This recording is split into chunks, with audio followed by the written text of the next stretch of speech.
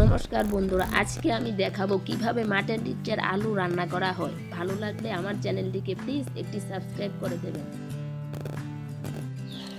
চলুন ভিডিওটা দেখে নেই। প্রথমে কড়াই গরম করে এর মধ্যে তেল দিয়ে মাছগুলির মধ্যে লবণ হলুদ মিশিয়ে ভেজে নিলাম। ভেজে নেওয়ার পর আলুগুলিকে ভালোভাবে কেটে ধুয়ে সিদ্ধ করে নিলাম। তারপর কড়াইতে তেল গরম করে এর মধ্যে তেজপাতা, শুকনো লঙ্কা, পাঁচফোড়ন দিয়ে দিলাম। এবার তেলের মধ্যে মশলাটি দিয়ে ভেজে নিলাম।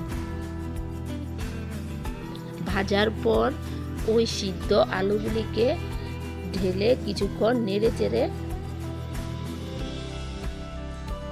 জল দিয়ে তারপর কিছুক্ষণ সিদ্ধ হওয়ার পর ভাজা মাছগুলি দিয়ে